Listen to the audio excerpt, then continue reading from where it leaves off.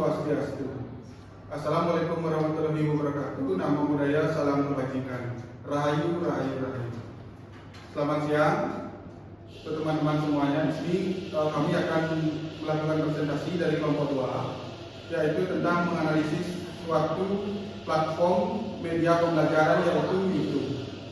Adapun di sini saya sebagai moderator perkenalkan atas nama Arwin Nugraha Pratihara, dan juga kelompok kami yaitu Imi Kade Eka Dwi Meriani sebagai pemateri 1 dan Aji Ahmad Zaini sebagai pemateri 2. Adapun presentasi akan dilakukan yang pertama yaitu dari pemateri 1. Pemateri 1 disilakan.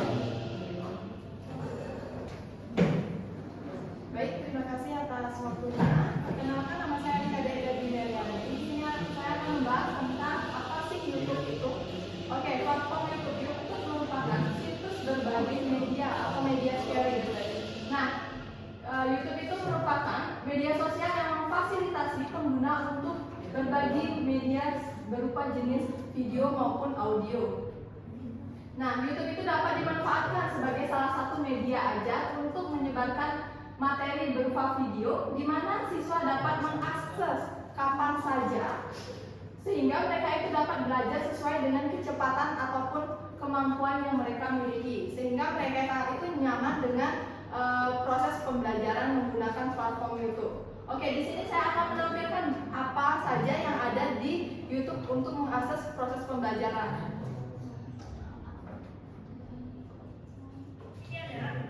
Nah, di sini ada platform untuk belajar bahasa. Di sini kita bisa belajar bahasa, yaitu bahasa Mandarin, bahasa Inggris ataupun bahasa Korea, kayak gitu. Terus lanjut.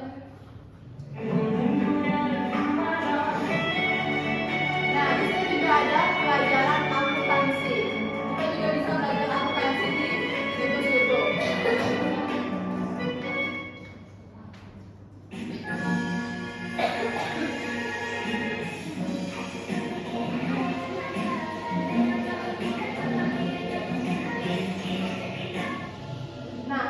Yang terakhir yaitu ada video make up. Di sini untuk cewek-cewek yang dia termasuk introvert dan dia tidak malu untuk belajar sama orang lain, dia itu bisa belajar secara otodidak. Jadinya dia itu bisa melakukan ataupun men-searching tutorial-tutorial make up di YouTube. Nah, itu tadi secara singkat tentang pemahaman YouTube. Selanjutnya akan dilanjutkan dengan pemateri 2. Baik, di sini saya akan mempresentasikan analisis SWOT dari media pembelajaran YouTube. Yang pertama yaitu S. S adalah strength atau bahasa Indonesianya kekuatan. Kekuatan dari aplikasi YouTube yaitu yang pertama, YouTube dapat diakses oleh siapa saja, baik yang tua, muda, siapapun bisa mengaksesnya, mau laki-laki atau perempuan. Kemudian terdapat banyak video atau konten dari berbagai topik dan tingkatan. Di dalam YouTube itu video apa saja yang dicari pasti ada, mau video pembelajaran maupun hiburan dan lain-lain. Kemudian kesulitan masing-masing memungkinkan pengguna untuk menemukan materi yang sesuai dengan kebutuhan mereka. Di dalam YouTube itu bisa mencari apa saja sesuai dengan kebutuhan kita masing-masing. Selanjutnya, video dapat menyajikan informasi secara visual dan interaktif. Ya, tidak sedikit video yang ada di YouTube itu tampilannya menarik dengan editan-editan yang kekinian. Selanjutnya, pengguna dapat belajar sesuai dengan kecepatan mereka sendiri. Tidak menutup kemungkinan ada siswa atau peserta didik yang lebih tertarik dengan media pembelajaran visual. Nah, ini cocok sekali dengan aplikasi YouTube. Namun weakness-nya, kelemahannya, yaitu tidak semua video memiliki kualitas yang baik, ya, karena mungkin alat rekamnya itu HP atau mungkin kamera yang ternyata kurang baik resolusinya. Selanjutnya, pengguna mungkin tergoda untuk menjelajahi konten lain. Nah, ini realitas sehari-hari. Kadang kita pun pengen mencari video pembelajaran, tapi ketika di beranda itu muncul video hiburan atau stand up dan sebagainya, kita justru malah ngeklik itu. Pembelajaran bersifat satu arah. Ya, jelas kita tidak bisa bertanya secara langsung karena videonya hanya bersifat satu arah. Akses dalam video tergantung pada koneksi internet yang stabil, dan ini sangat menentukan efektivitas belajar. Selanjutnya, next, yaitu opportunities atau peluang dari aplikasi YouTube. Yang pertama, membangun komunitas belajar di sekitar channel, ya bisa kolaborasi dengan channel lain. Selanjutnya, menciptakan konten khusus yang kurang tersedia dapat menarik audiens tertentu. Maka banyak sekali peluang kalau misalnya kita menciptakan video yang baru yang belum ada di YouTube. Nah, ini akan membuat banyak viewers. Selanjutnya, dapat menjalin kerjasama dengan lembaga pendidikan.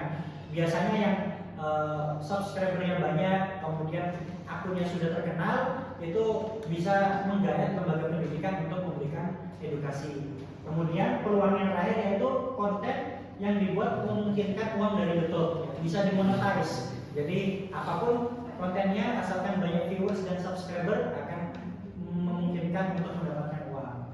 Tapi ancamannya, banyak platform lain yang menawarkan video pembelajaran sehingga meningkatkan persaingan. Banyak, tidak hanya YouTube, ya ada TikTok, kemudian dari aplikasi platform perusahaan edutech dan sebagainya. Dan itu otomatis dapat mengganggu kestabilan YouTube itu. Kemudian perubahan algoritma YouTube dapat mempengaruhi visibilitas konten pembelajaran. Selanjutnya, konten yang dilindungi hak cipta dapat menjadi masalah, tidak bisa kita download secara bebas. Dan yang terakhir ancamannya yaitu beberapa orang mungkin meragukan efektivitas pembelajaran. Ya, apalagi kalau video yang cukup lama durasinya, di awal kita mungkin tertarik, tapi di belakang kok sudah berbeda dengan topik. Nah, ini bisa menjadi keraguan bagi kita tentang efektivitas pembelajaran dari platform itu. Itu presentasi dari saya tentang analisis SWOT. Saya kembalikan ke moderator. Terima kasih untuk pemateri 1 dan 2. Untuk teman-teman semuanya, terima kasih atas penyimpanan materi. Kami buka sesi tanya jawab. Baik, untuk teman-teman, kalau ada pertanyaan dipersilakan. Baik, terima kasih atas waktunya. Saya ingin bertanya, bagaimana cara mengaplikasikan platform YouTube ini untuk model layanan BK? Maksudnya untuk layanan BK, apakah bisa kita menggunakan platform YouTube ini? Terima kasih atas pertanyaannya dari audiens, yaitu Modetwi. Saya sebagai moderator, artinya saya mengulang pertanyaan dari Modetwi, yaitu bagaimana platform YouTube ini mampu, artinya untuk media BK, seperti itu ya. Oh, iya. Untuk materi 1 atau 2?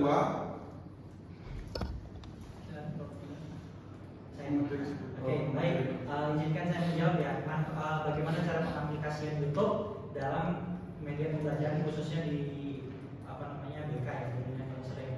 Ya, mungkin kita bisa melakukan hal basic seperti memberikan contoh praktek nyata bagaimana cara konseling individu, bagaimana cara memberikan bimbingan klasikal di depan kelas.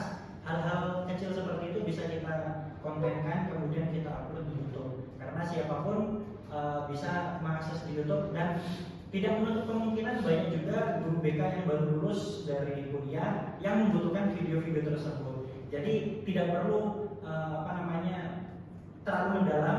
Ya, YouTube ini bisa kita gunakan untuk mengupload video-video pembelajaran yang bisa kita tularkan kepada teman-teman yang lain. Mungkin itu jawaban dari kami, bisa diterima. Baik, izin menambahkan mungkin ya.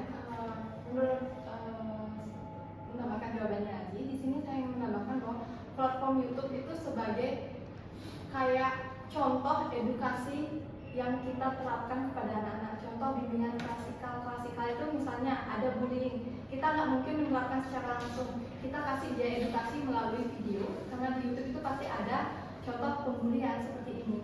Kalau kita menerapkan dengan platform YouTube, menampilkan video, jadinya dia itu lebih terbuka wawasannya, sehingga dia itu membedakan mana seperti contoh kasus bullying secara verbal, non verbal, kayak gitu. Jadinya di dalam tampilan YouTube ataupun video-video platform lainnya itu akan lebih jelas realita gitu. Itu aja. Untuk penanya, bagaimana atas jawaban pemateri 1 dan 2? Sudah cukup. Untuk penanya selanjutnya, apakah ada? Cukup? Ya, sekian presentasi dari kelompok kami. Jika ada kesalahan kata, saya mohon maaf yang sebesar-besarnya. Saya tutup dengan mengakhiri Parama Santi.